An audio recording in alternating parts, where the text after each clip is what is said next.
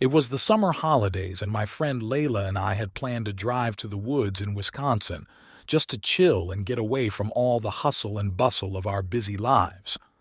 We had made reservations at a lodge and couldn't wait to hit the road.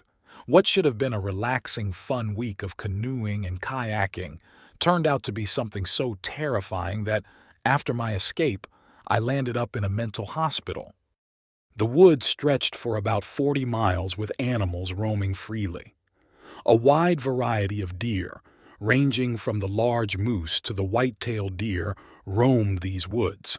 It's not unusual to come across deer as you drive or hike through the forest, as these deer prefer the cool forest to overheating in the sun. Since it was getting late, we decided to take a detour through the dense forest to avoid the main road. The trail was narrow and overgrown, and it was getting dark.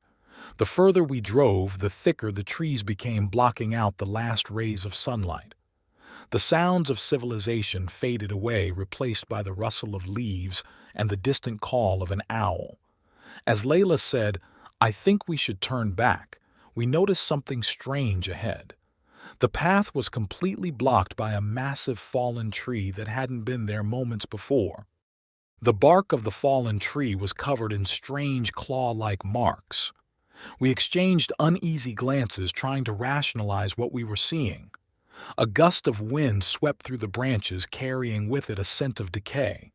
We turned to leave, but the way back was now covered in an unnatural darkness. Shadows seemed to move and flicker, and the forest turned deadly silent. We took our backpacks out of the car and started walking.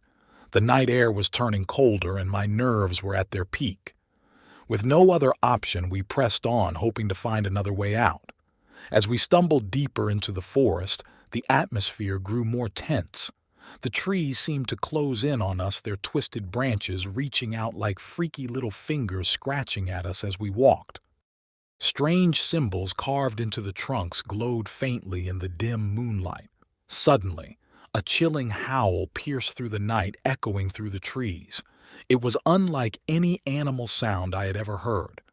It was a mix of a guttural growl and a high-pitched screech. Panic set in, and we quickened our pace. The howl came again, closer this time, followed by the sound of heavy footsteps crashing through the underbrush.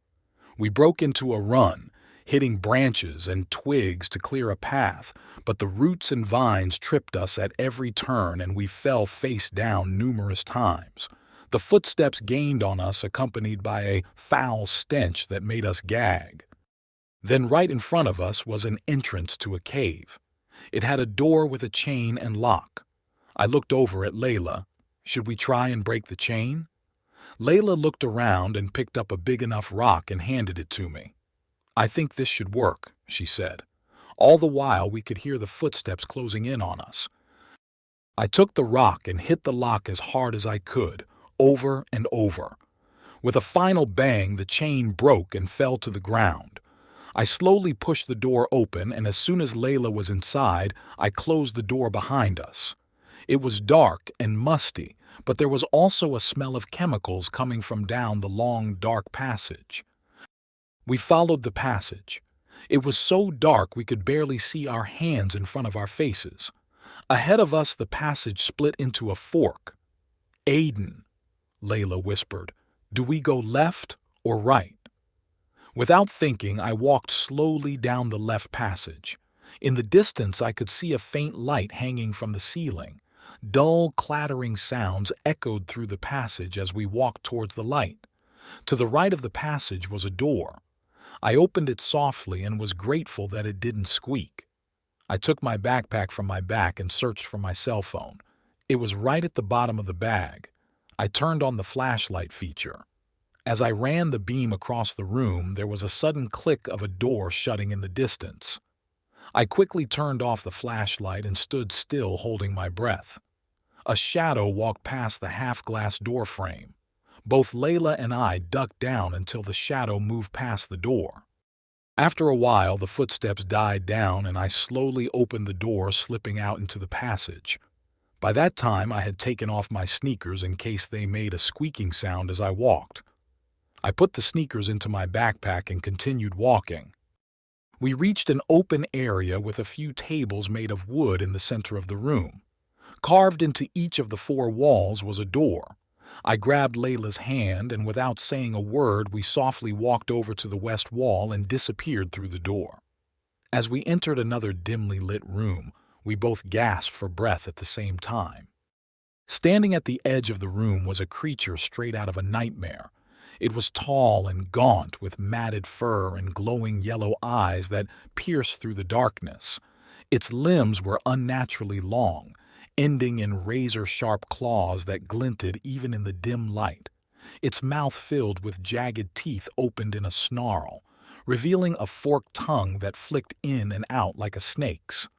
This was no ordinary animal, but I had no clue what it was. I pushed Layla behind me and raised my hands to show the creature that I wasn't armed. The creature let out an ear-splitting howl and lunged towards us. We scattered in different directions, hoping to confuse it. I darted through the north-facing door, my heart pounding, every instinct screaming at me to keep moving. The creature's howls echoed around me, making it impossible to tell which direction it was coming from. I heard a high-pitched scream and Layla screaming, "Let me go, you oaf!" and more screaming. Just when I thought I had lost it, the creature appeared ahead of me, its eyes glowing with a predatory gleam. It moved with unnatural speed and agility, holding Layla tightly against him. All I could see were Layla's legs as she kicked, trying to free herself. The creature disappeared through a door, still holding Layla. I immediately turned around and followed it, making sure I stayed out of sight and as quiet as I possibly could. They entered a room and the door banged shut. I was left outside in the passage. Slowly, I pulled myself up just enough to see through the window. There were 4 tanks filled with liquid, and each tank had a different woman inside at different stages of pregnancy. There was a type of gas mask over the women's faces, which I assume is oxygen since bubbles were pouring up towards the top of the tank. Layla was placed on a bed and strapped down. The creature's mouth was open as saliva dripped on Layla's face. She screamed, banging her head from side to side, tears streaming down her face. In the distance, I heard a door open and footsteps coming towards me. I swirled around looking for a place I can hide, and at the precise moment the figure turned the corner, I ducked into a room across the way from Layla's prison. With my heart pounding, I waited for the footsteps to pass, but instead, they stopped in front of the room Layla was in. The door squeaked open, and a stocky female with gloved hands entered the room and closed the door behind her. I snuck out of my hiding place and slowly pulled myself up to a point where I could peep into the room. The stocky female walked over to an incubator and lifted what looked like a baby creature from the incubator. All I could see was black fur, a slight human face, and a long figure as the baby put it to its mouth. The woman turned and handed the infant to the creature, who started breastfeeding it. It took everything in me not to scream. I looked at Layla as she turned her head and met my eyes, tears streaming down her face. She was gagged and tied and couldn't move. Tears welled in my eyes, and I signed over to her I would get help. Keeping my body low, I turned and ran down the passage. It felt like an eternity before I reached the mouth of the cave. I ripped open the door and ran out into the air. It was midday. The sun was beating through the trees. I ran as fast as I could to where I had left the car. The tree that had fallen across the pathway was no longer there. I revved up the engine and reversed until I was facing the same way we had arrived. Following the path, I was crying like a baby. I drove as fast as I could until I reached a town. I don't even know the name of the town. I jumped out of the car, ran into the police station, and reported what Layla and I had experienced.